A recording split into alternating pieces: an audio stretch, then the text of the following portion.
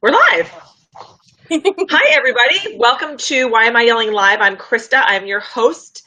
Um, Today's guest, I'm super excited about this because, who doesn't love a good romp in the hay every once in a while? Um, Today's guest is Victoria Jayne Baitson, and she is the owner and operator of Euphoric Epiphany. I had to say that about 26 times because every time I tried to say it, it was like a tongue twister. When she isn't working, she lovingly refers to herself as the badass hot mess mom of three littles. Victoria has made her passion and curiosity for sexual science, which I think is very interesting, a heart-centered entrepreneurial career. Euphoric Epiphany is on its way to becoming the best source on sex, relationships, and pleasure for moms, specifically. Um, and she aims to provide support, knowledge, and tools for women to reach their unique sex and relationship goals. So thank you, Victoria, for being here. We're very excited to talk to you today. I ask one question of all of my guests every week. It's the same question, and we go from there. So I want to know how you started on your entrepreneurial journey in the sexual exploration and science, because that to me is very interesting. So go. So my interest in sex and sexual science and sexuality began when I watched Look Who's Talking To at the young age of 5. Wow. Boys have a penis, girls have a vagina. And for some reason that resonated with me. And I thought that was so fascinating. Right. And as I grew a little older, and then parents, have to go through the talk. Well, I didn't have talk. What my mom did, and I think is a brilliant idea, is she sat us all as a family in front of the Sunday night sex show with Sue Johansson. If you don't know who she is like this older woman. She's a nurse. She is crude a little bit, but in a great way. She's honest. She makes funny and honest, and it's completely not shameful at all. So that so I watched her religiously for years. Every Sunday I was watching Sunday Night Sex Show with Sue Johansson, and I wanted to be her when I grew up. Now going through, I love that. Yeah, going through elementary and high school, whenever I brought up my interest for sex and sexuality, I was told it was inappropriate for a young girl to be thinking of that. And, don't talk about that. Why don't you go into something else? So I kind of just said, okay, well, maybe that's not a career I can go into. I'll get over it. So I went to university. I got a degree in communications. And as much as I enjoy communications and information design and all that great stuff, it wasn't filling my cup. It wasn't getting me excited, so to speak. So I was talking with some friends who did have online businesses, and it was something that they were passionate about, this word passion. And she said, if you wanted to do something like this, you just kind of have to figure out, like, what are people coming to you and asking you about? What advice people need from you or get from you? And it took me 2 seconds flat. And I'm like, sex. Like, like how about that? In high school, I know my friends came to me for advice because you don't go to a high school boyfriend for safe sex. No. So yeah, and I was always welcoming. I was always non-judgmental. I was fascinated by, I don't want to say the word weird, but you know what I mean, of sex and sexuality. And, so I was like, yeah, like maybe I should do this. And so, I talked to her about, what could I do online to help people with this? And she's like, well, do coaching maybe? And I was like, what's coaching? So, I just looked into that, and coaching is just, you're helping someone else reach their goals through just being you and knowing what you know and being non-judgmental. And it felt like the right fit. So now I talk about sex all day and help people out, and it's perfect. Fantastic. Yes. So let's now, I want to backtrack. So how long have you been doing this? You've been doing this Officially as a business, I've been doing late 2015. Okay, so a couple years. Me too. And like people just come to you for advice. They come to you for relationship stuff. They come to you for all of it. Why are you specifically targeting moms? Like, and yeah, moms specifically, because I know, like, I'm a mom. I've became a mom in 2013 on January 4th with my first little bundle. And yay. Sorry? Yay. Yeah, yay. No, I'm saying congratulations. Yeah. And now you have 3 of them. Now I have 3. I have a 4-year-old, a 3-year-old, and a 4-month-old. And I know as I was transitioning wow. motherhood, we, mothers get together, women get together, and we talk. And if sex was brought up, it was like, ugh. And I was like, well, right. What? Sex is amazing. Like sex is what gives me energy in the day. Like, just, and so there was this absolute disconnect. Like, I just don't feel like it. And I was like, I wonder why, I just don't feel like it is a thing. Like, why is there a disconnect there? And I did some research and some more research. And actually, this book right here, it should be required reading. It's Come As You Are by Dr. Emily Nagoski. And it's amazeballs. Everyone should read it. And what she talks Everybody read that book. Yes, get that book, please. I'm writing it down. Affiliate link at the bottom. No, I'm just kidding. It's amazing. So one of the things talked about is desire, because when we talk about sex science, a lot of it had nothing to do with desire. It was all about what the body does when the body does it, or mechanical. Yep. Exactly. So when she talked about desire, there's kind of 2 ways desire works for people. And it's kind of split down the middle of who it works for and who doesn't. And it's not necessarily down the middle of men and women. So it's just kind of spread everywhere. So there's responsive desire, and then there's spontaneous desire. So spontaneous desire is that lightning rod from the sky. Oh my God, I'm horny right now. Like, just out of the blue, you desire sex. And then responsive desire style, which is very common for women and very common for moms and very common for people who have a lot of stuff going on, is responsive desire. You don't have a desire for sex until you are aroused. Yeah. So a lot of the time, if moms are, they're so busy momming all day, can't just lay down in bed and then all of a sudden be like, I'm a sex goddess now. There's right. Turn on. Yeah. You got to shut off stuff that happened that day. You have to relax a little bit. You communicate with the partner a little bit, and then figure out what gets you into that mood. And then you'll desire sex and want to get into it, and then have a real good time and have a better sleep for it. Right. And, I think you're right. In all the relationship stuff that I talk about with my team and my, clients and stuff, there is a point when, now I've been a mother since 2005.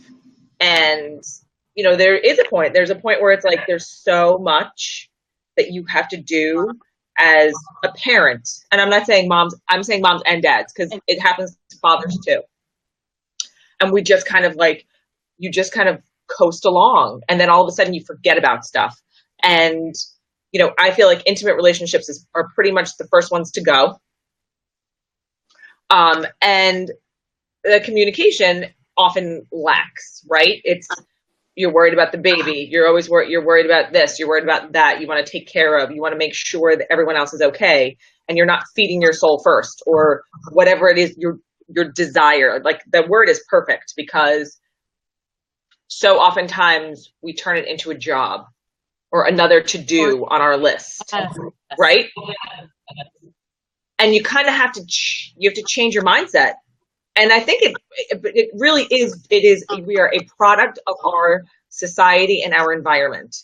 And when somebody tells you that, oh, it's okay, you can just give that up because you're really not going to miss it that much, they're wrong.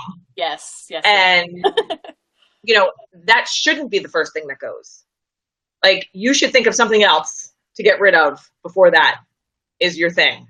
Yes. So I do find it fascinating. I find the science behind it fascinating, and I find the just the mechanics in our brains and how we're so willing to shut that down before we shut anything else down. And I don't know why that is. Well, there's a couple of reasons, and everybody is different. You know, when we say sex drive, that's actually kind of not true. It's not a drive. We don't necessarily need sex to live. To have a better of life, yes, but not to live. We need to eat, we need to drink water, but we don't necessarily have sex. So when we talk about, you know, a drive for sex, we feel like that's just a biological, I should just think in my mind, I should have sex now. But like we talked about, you know, desire before, that's not how it necessarily works.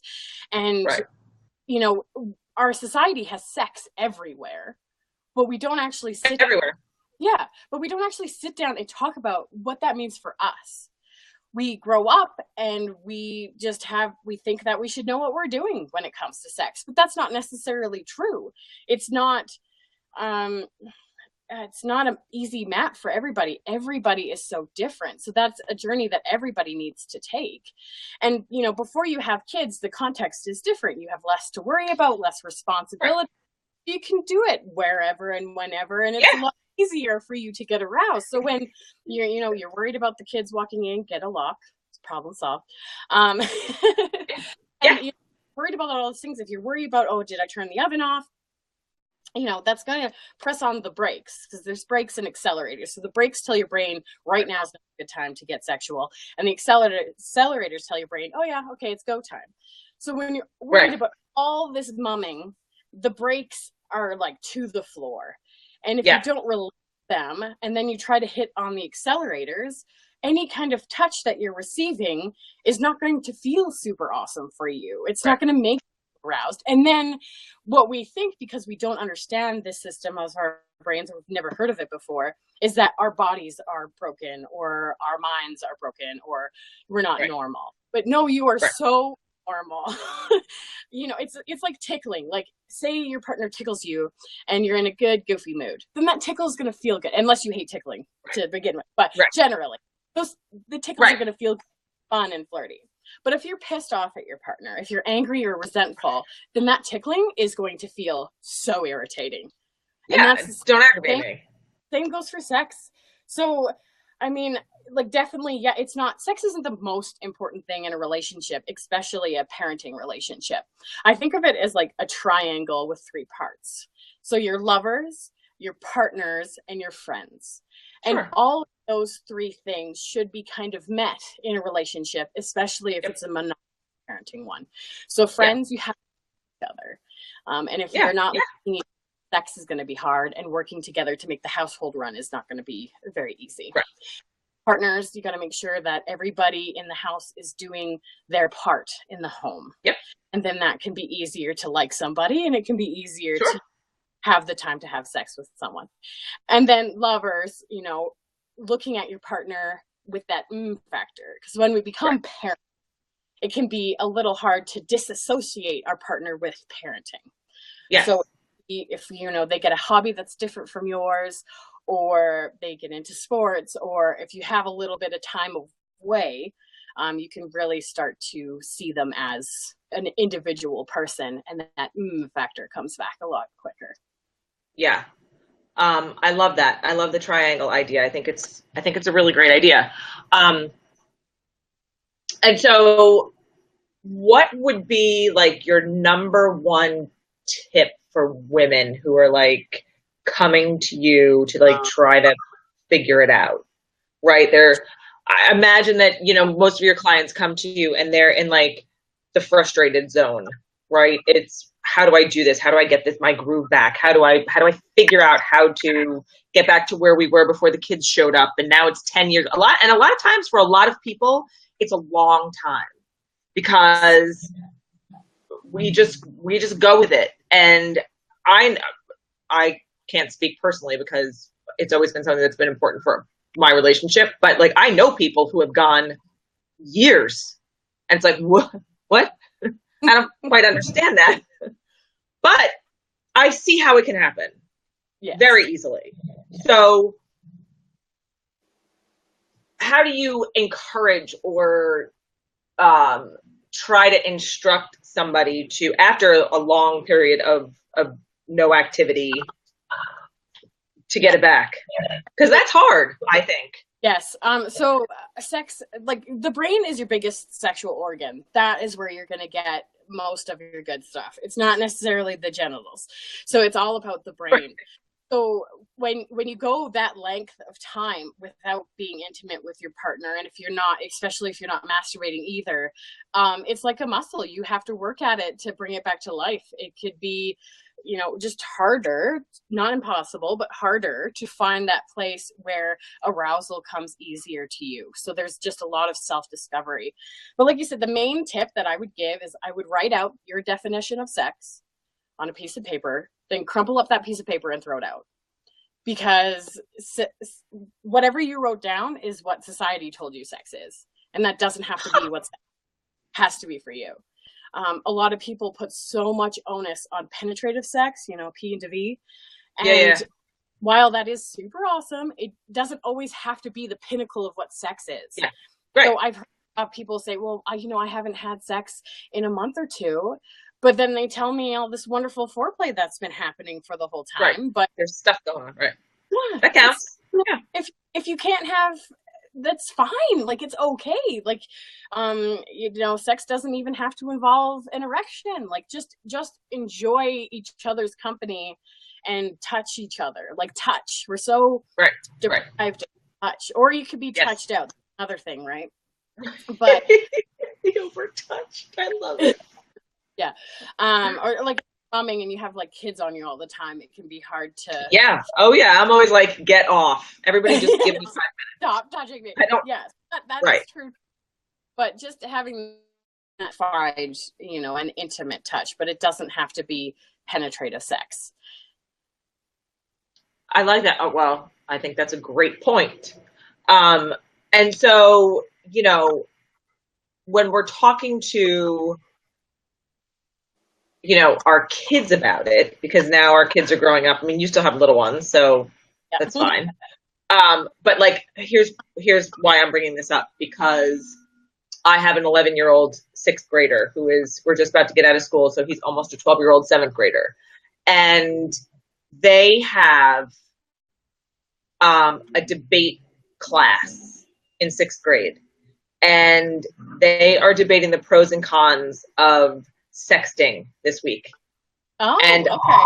I only saw the homework yesterday, and I was like, oh, this is interesting. 11-year-old. Do you know what that is? Because we've had peripheral talks about, not the mechanics yet, but we've had the P to the V, the this is the that, and he's got the what a boy book, and we've read through it together and the whole body stuff, right?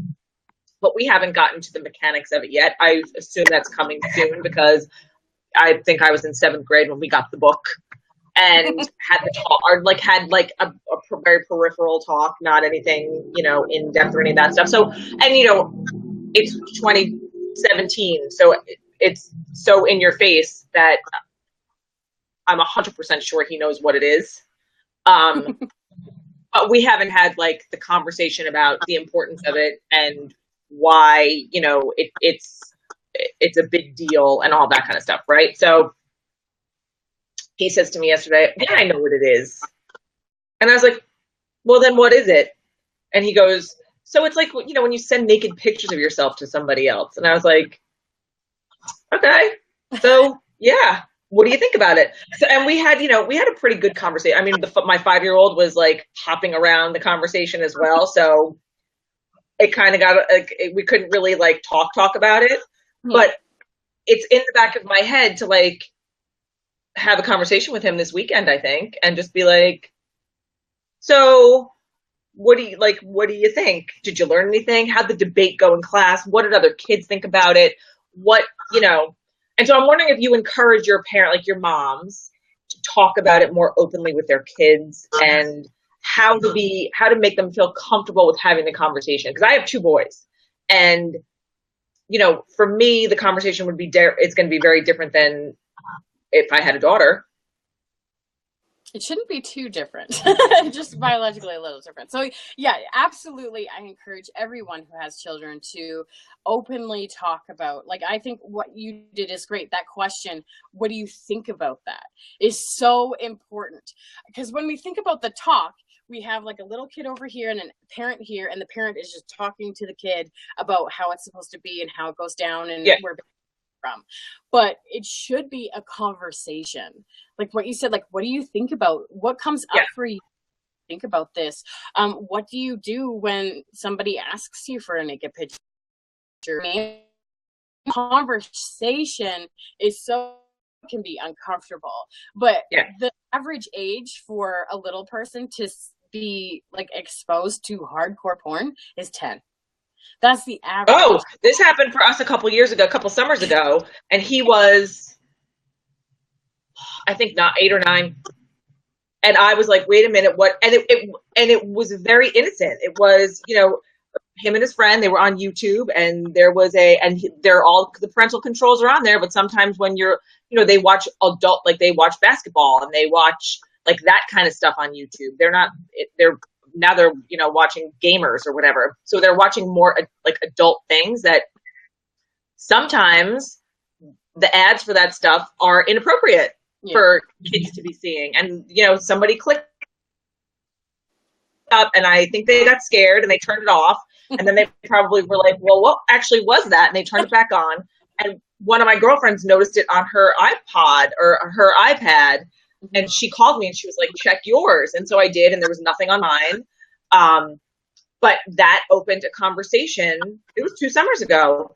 And I was like, oh my God, like this can't be their first introduction to this, because that's not how it works. And so we did have to have that conversation. I had to have that's not real life. Like that's not what's going to happen. Right. Because it was like it was hardcore. Like that's like, when you're an adult and you like, if that's something that you're in, like go right ahead, but not when you're 9. No, right. So and you're viewing that, studies have been done on teens, and they've asked them, like, do you think porn is a real depiction of sex? And they know that porn is fake, just like, the movies are fake. There's orcs aren't real. Obviously that position isn't something you would actually find pleasure in. But when you ask them different things, like are blowjobs necessary in sex or something like that, then a lot would say yes, because a blowjob always happens in every single porno. So you know that sex on a porn is fake, but if you keep watching it, it sinks in a little. Right.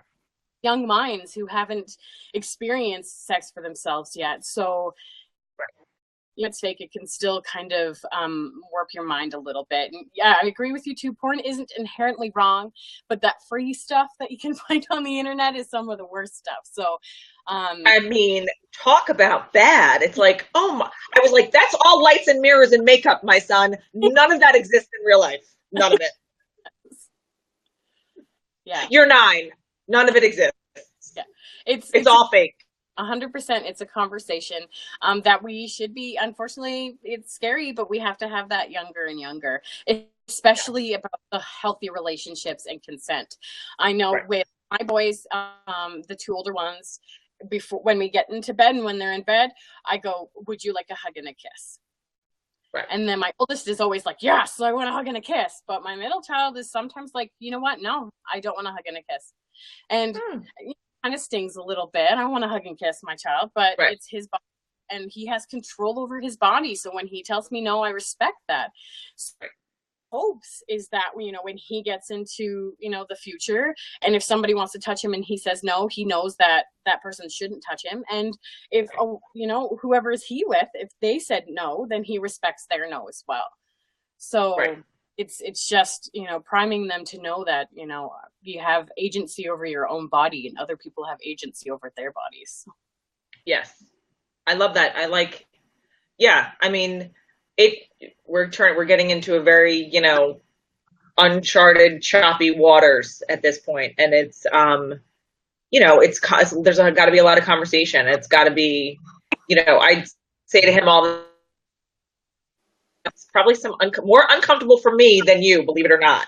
But we have to have them, and I would much rather have them than not, because a lot of kids and a lot of people like that are my age, I'm significantly older than you are, you know, we we weren't taught those things, right? It wasn't like, the sexual revolution may have happened, but some of our parents weren't like, oh, you should totally go out and try it because it's awesome.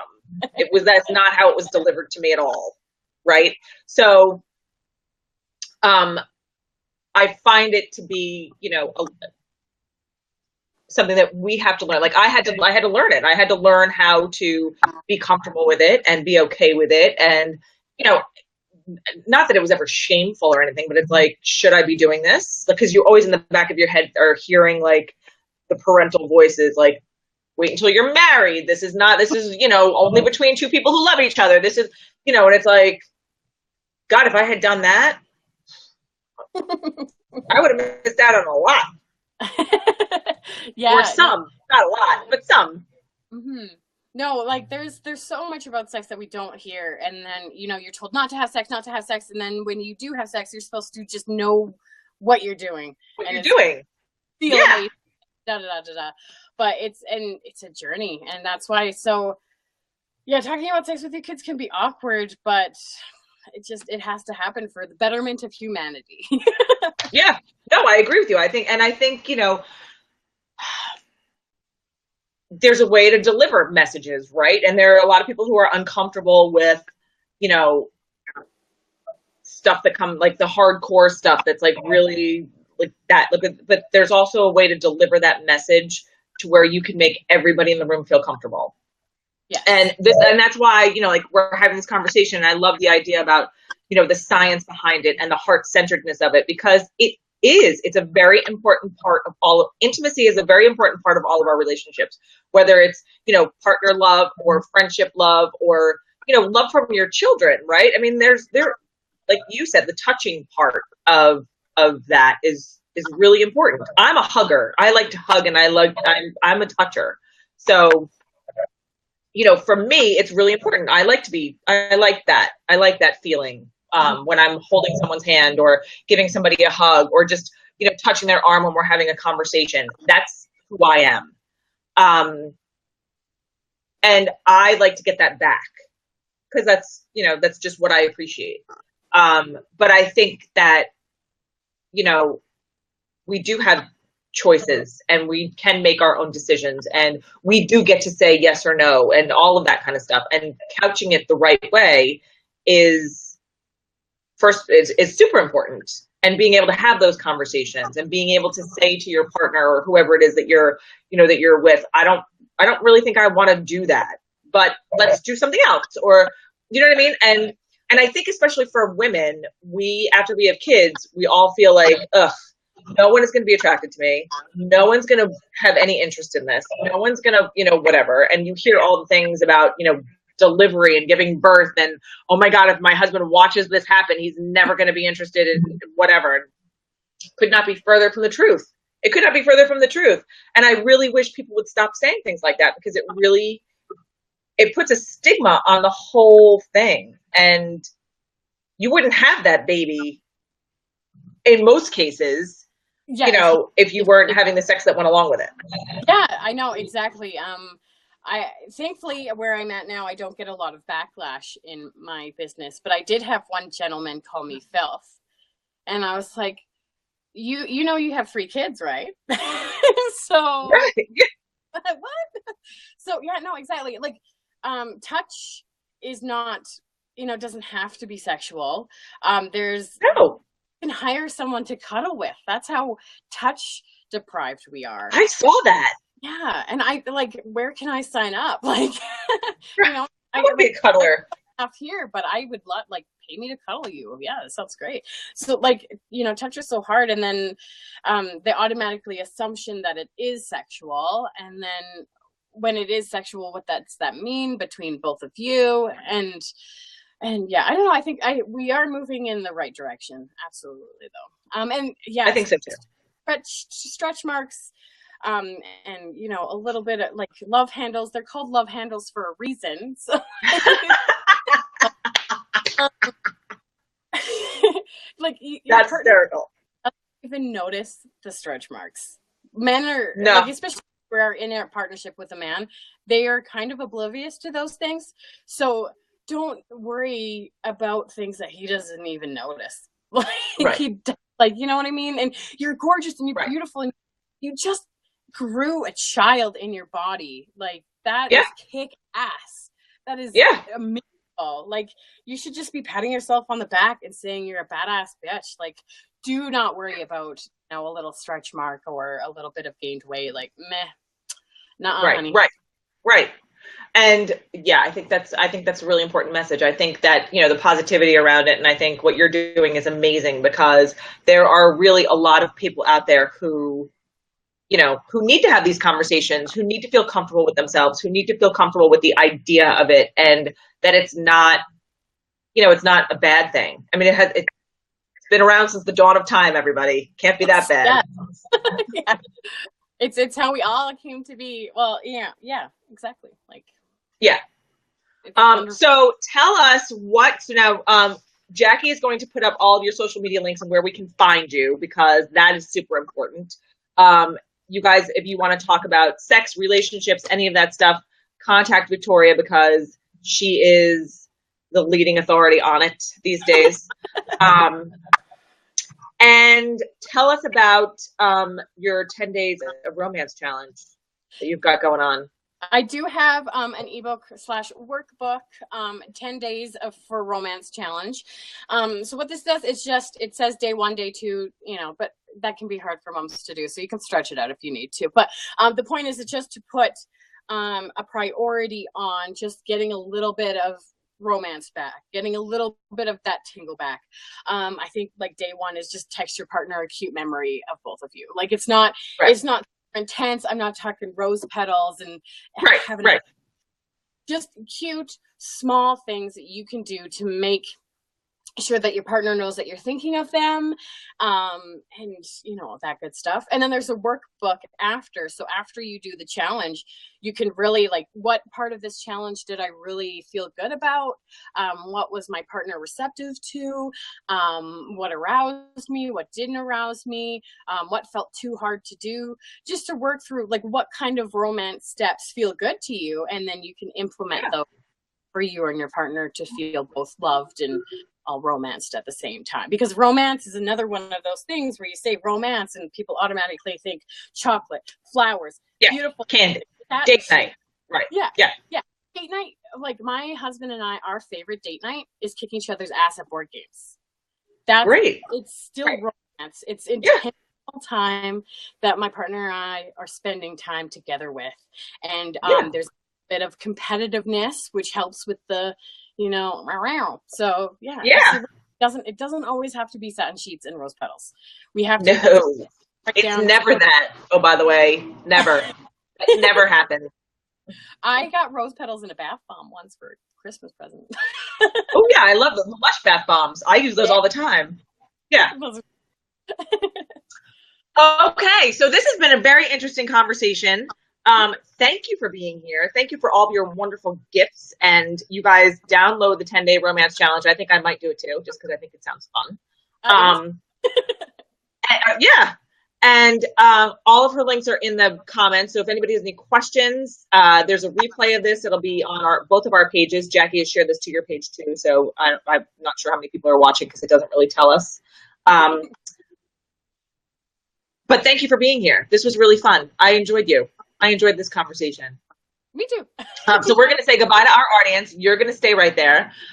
So thanks, everybody. We'll see you back here next week at 11:30 on Thursday. So have a great weekend, you guys. Oh, and happy Father's Day to all of our fathers. We love you guys. We'll see you soon.